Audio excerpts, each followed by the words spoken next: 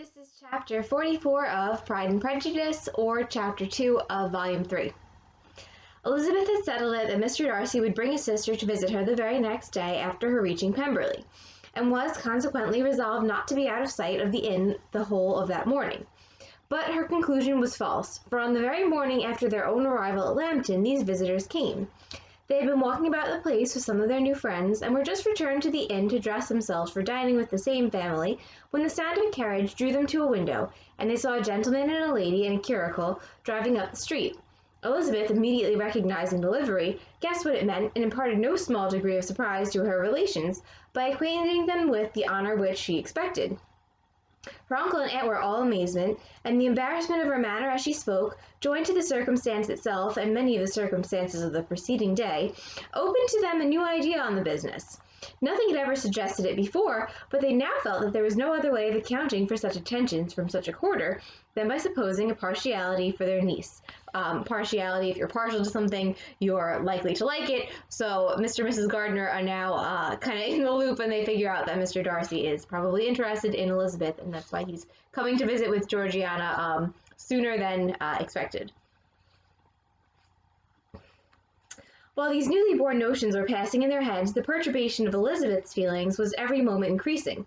She was quite amazed at her own discomposure, but amongst other causes of disquiet, she dreaded lest the partiality of the brother should have said too much in her favor, and more than commonly anxious to please, she naturally suspected that every power of pleasing would fail her. So Elizabeth is a little bit worried that Mr. Darcy has talked too well about her and told Georgiana maybe too much or too many flattering things. So she's worried that she's not going to live up to expectations. And now that she's anxious about pleasing people, she's worried that all of her ability to please people will be gone. Very common phenomenon. She retreated from the window, fearful of being seen, and as she walked up and down the room, endeavoring to compose herself, saw such looks of inquiring surprise in her uncle and aunt as made everything worse.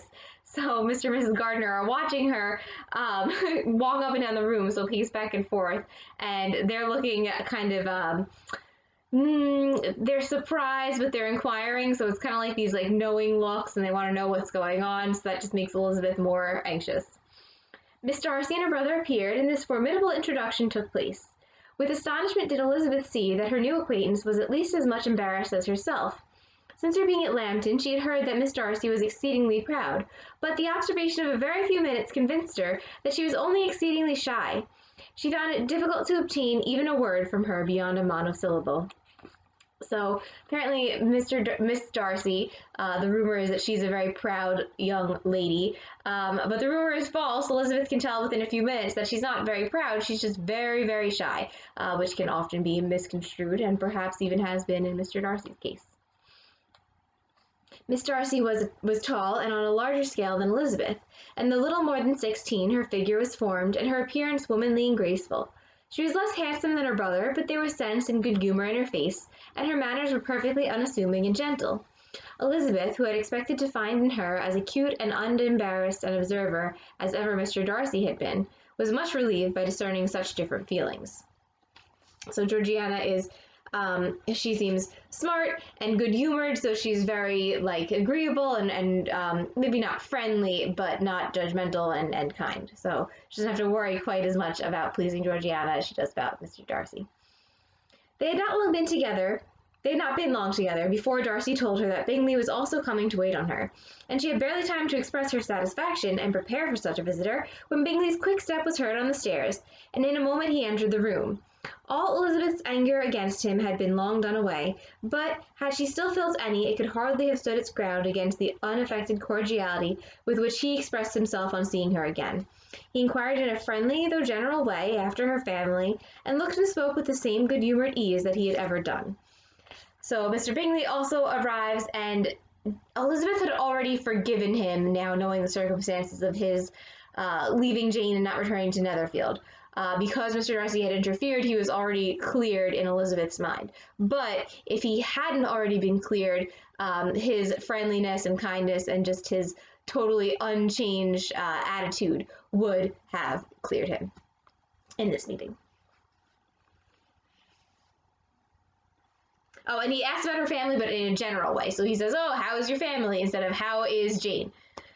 To Mr. and Mrs. Gardiner, he was scarcely a less interesting personage than to himself. They had long wished to see him. The whole party before them, indeed, excited a lively attention. The suspicions which had just arisen of Mr. Darcy and their niece directed their observation towards each with an earnest, though guarded, inquiry. And they soon drew from those inquiries the full conviction that one of them at least knew that it was what it was to love. Of the lady's sensations, they remained a little in doubt, but that the gentleman was overflowing with admiration was evident enough. So now, wondering if Mr. Darcy and Elizabeth have a thing going on, Mr. and Mrs. Gardiner watch them and observe how they interact, and they can tell that one of them is definitely in love, and the lady, so Elizabeth, they're not sure if she's in love, but they can tell that Mr. Darcy is definitely.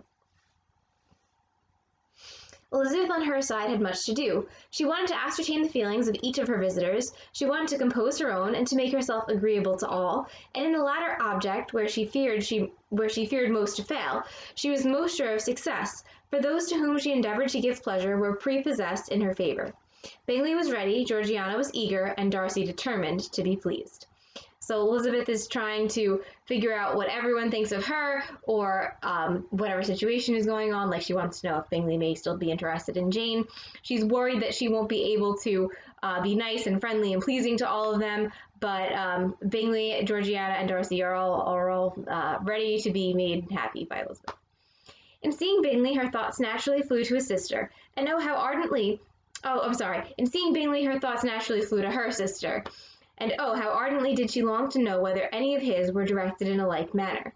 Sometimes she could fancy that he talked less than on former occasions, and once or twice pleased herself with the notion that as he looked at her, he was trying to trace a resemblance.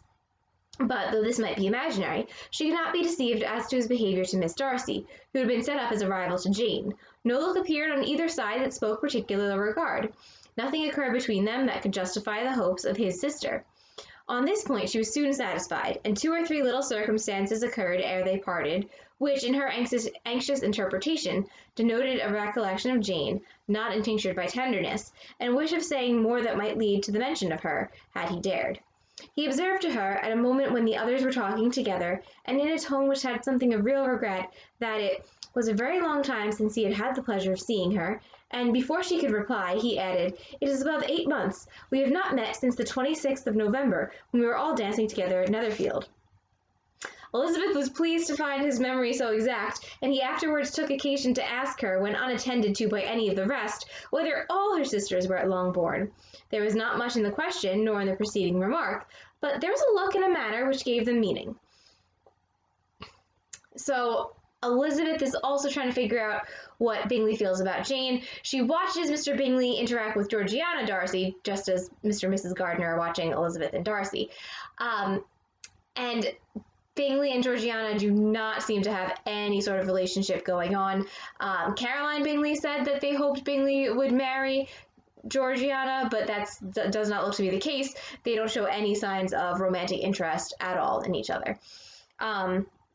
Also, Elizabeth keeps thinking that she's seeing signs that Bingley wants to ask more about Jane. I think a pretty good check mark and confirmation of that is when he says, "Oh, I haven't seen her since the 26th of November, and it's been 8 months." I can almost imagine him going, yeah, 8 months, 7 days, 11 hours, 32 seconds. He's definitely been keeping track of the last time that he met Jane. It was not often that she could turn her eyes on Mr. Darcy himself, but whenever she did catch a glimpse, she saw an expression of general complacence, and in all that he said she heard an accent so far removed from hauteur or disdain of his companions, as convinced her that the improvement of manners which she had yesterday witnessed, however temporary its existence might prove, had at least outlived one day. When she saw him thus seeking the acquaintance and courting the good opinion of people with whom any intercourse a few months ago would have been a disgrace, when she saw him thus civil, not only to herself, but to the very relations whom he had openly disdained, and recollected their last lively scene in Hunsford Parsonage, the change was so great, and struck so forcibly on her mind, that she could hardly restrain her astonishment from being visible. Never, even in the company of his dear friends at Netherfield, or his dignified relations at Rosings, had she seen him so desirous to please, so free from self-consequence or unbending reserve as now, when no importance could result from the success of his endeavours, and when even the acquaintance of those to whom his attentions were addressed would draw down the ridicule and censure of the ladies both of Netherfield and Rosings. Okay, so Elizabeth is also observing Mr. Darcy, although she can't often turn her eyes on him. But when she sees him, he's again still being very polite, friendly, courteous. He's not stuck up. He's not as reserved and maybe self-conscious as he normally is. He's not full of self-importance at this point. So Elizabeth doesn't know if this is a permanent change or a temporary one, but it's a change that's lasted at least one day. So this is a very different Mr. Darcy than we've encountered earlier in the novel. Their visitor stayed with them above half an hour, and when they arose to depart, Mr. Darcy called on his sister to join him in expressing their wish of seeing Mr. and Mrs. Gardiner and Miss Bennet to dinner at Pemberley before they left the country. Miss Darcy, though with a diffidence which marked her little in the habit of giving invitations, readily obeyed. Mrs. Gardiner looked at her niece, desirous of knowing how she, whom the invitation most concerned, felt disposed as to its acceptance, but Elizabeth had turned away her head. Presuming, however, that this studied avoidance spoke rather a momentary embarrassment than any dislike of the proposal, and seeing in her husband, who was fond of society, a perfect willingness to accept it, she ventured to engage for her attendance, and the day after next was fixed on. So Darcy asked them to dinner at Pemberley now. They've gone and visited the Gardiners and Elizabeth at the inn. It's also of note in the previous paragraph that Mr. Darcy doesn't have anyone to really impress or to gain anything from. He was not a fan of the Gardiners when he knew them as people of a lower social class than he was. So there's no really, it's not a high stakes meeting in the sense that it's not with very dignified, noble, very wealthy people. But it is high stakes in the sense that if he still really likes Elizabeth, this would be his chance to redeem himself. Bingley expressed great pleasure in the certainty of seeing Elizabeth again, having still a great deal to say to her, and many inquiries to make after all their Hertfordshire friends. Elizabeth, construing all this into a wish of hearing her speak of her sister, was pleased, and on this account, as well as some others, found herself, when their visitors left them, capable of considering the last half-hour with some satisfaction, though while it was passing the enjoyment of it had been little. Eager to be alone and fearful of inquiries or hints from her uncle and aunt, she stayed with them only long enough to hear their favorable opinion of Bingley and then hurried away to dress. So Elizabeth is a little bit concerned about the gossip or the things that she may be forced to answer if she remains with her aunt and uncle for too long. So after they talk about how great Bingley is, she skedaddles and tries to avoid discussion about her and Darcy. But she had no reason to fear Mr. and Mrs. Gardiner's curiosity. It was not their wish to force her communication. It was evident that she was much better acquainted with Mr. Darcy than they had before any idea of. It was evident that he was very much in love with her. They saw much to interest, but nothing to justify inquiry. So they see that Mr. Darcy likes Elizabeth, but they're not going to ask her about it because that would be a little prying. Of Mr. Darcy, it was now a matter of anxiety to think well, and as far as their acquaintance reached, there was no fault to find. They could not be untouched by his politeness, and had they drawn his character from their own feelings and his servant's report, without any reference to any other account, the circle in Hertfordshire to which he was known would not have recognized it from Mr. Darcy.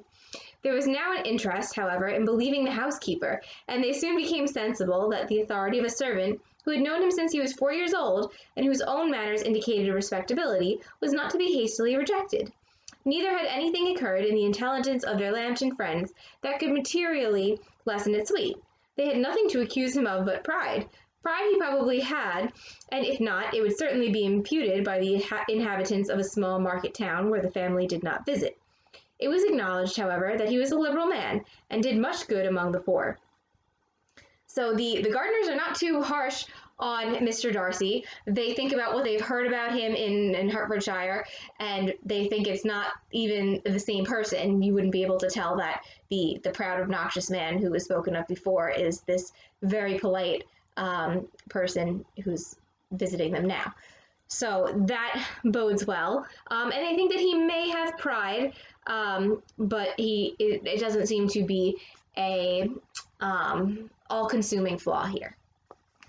With respect to Wickham, the travellers soon found that he was not held there in much estimation, for though the chief of his concerns with the son of his patron were imperfectly understood, it was yet a well-known fact that, on his quitting Derbyshire, he had left many debts behind him, which Mr. Darcy afterwards discharged.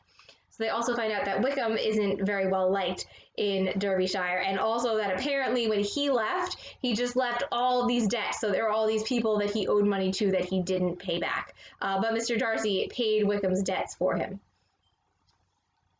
As for Elizabeth, her thoughts were at Pemberley this evening more than the last, and the evening, though as it passed it seemed long, was not long enough to determine her feelings towards one in that mansion, and she lay awake 2 whole hours endeavouring to make them out. She certainly did not hate him. No, hatred had vanished long ago, and she had almost as long been ashamed of ever feeling a dislike against him that could be so called. The respect created by the conviction of his valuable qualities, though at first unwillingly admitted, had for some time ceased to be repugnant to her feelings, and it was now heightened into somewhat of a friendlier nature by the testimony so highly in his favour, and bringing forward his disposition in so amiable a light, which yesterday had produced. But above all, above respect and esteem, there was a motive within her of goodwill which could not be overlooked. It was gratitude.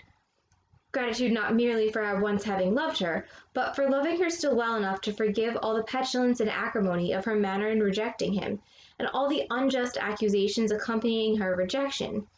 He who, she had been persuaded, would avoid her as his greatest enemy, seemed on this accidental meeting most eager to preserve the acquaintance, and without any indelicate display of regard or any peculiarity of manner, where their two selves only were concerned, was soliciting the good opinion of her friends, and bent on making her known to his sister. Such a change in a man of so much pride excited not only astonishment but gratitude, for to love, ardent love, it must be attributed, and as such, its impression on her was of a sort to be encouraged, as by no means unpleasing, though it could not be exactly defined. She respected, she esteemed, she was grateful to him, she felt a real interest in his welfare, and she only wanted to know how far she wished that welfare to depend upon herself, and how far it would be for the happiness of both that she should employ the power, which her fancy told her she still possessed, of bringing on the renewal of his addresses. Okay. So Elizabeth is kind of thinking over everything right now, and she's a little bit in flux. So she's changing her mind, and she's changing her opinion perhaps more than she had. So she reflects on everything, and she no longer hates him, and it's been a while since she's really hated him, and she's kind of ashamed that she did hate Mr. Darcy. So she respects and esteems him. She's thankful for him, so she's kind of like gratified by the fact that he is still interested in her and still may be in love with her even. She's kind of thankful and flattered for that. Such a change in a man of so much pride excited not only astonishment but gratitude. So she sees that he's changed a lot, and she thinks that it must be attributed, his change, to love. So she still thinks that he does love her. She's a little bit confused, I think, about what she wants, though. So she respected, she esteemed, she was grateful to him. So to respect someone, to think highly of them, and to be grateful to someone are not the same thing as being in love with that person. She felt a real interest in his welfare. That's a little closer. She, cares about his well-being and happiness. She only wanted to know how far she wished that welfare to depend upon herself. So now the only thing Elizabeth is really wondering is, should his happiness depend on her, which means, does she want him to love her? And would it make them both happy should she employ the power, which her fancy told her she still possessed, of bringing on the renewal of his addresses? What she means by that is she wonders if it would make them both happy if she could make him propose to her again. It had been settled in the evening between the aunt and niece that such a striking civility as Miss Darcy's, in coming to them on the very day of her arrival at Pemberley, for she had reached it only to a late breakfast, ought to be imitated, though it could not be equalled, by some exertion of politeness on their side, and consequently that it would be highly expedient to wait on her at Pemberley the following morning. They were therefore to go. Elizabeth was pleased, though when she asked herself the reason, she had very little to say in reply. Mr. Gardiner left them soon after breakfast. The fishing scheme had been renewed the day before, and a positive engagement made of his meeting some of the gentlemen at Pemberley by noon.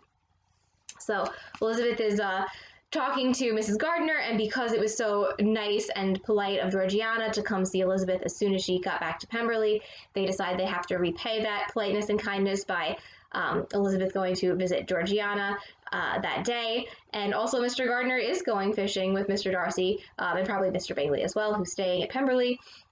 So it was not just a fake politeness invitation, it was a real invitation. And when Elizabeth thinks about how happy she is to be going to Pemberley, she just knows that she's happy, but she can't pin down an exact reason, which may mean that there's some romance going on. And that is the end of chapter 44.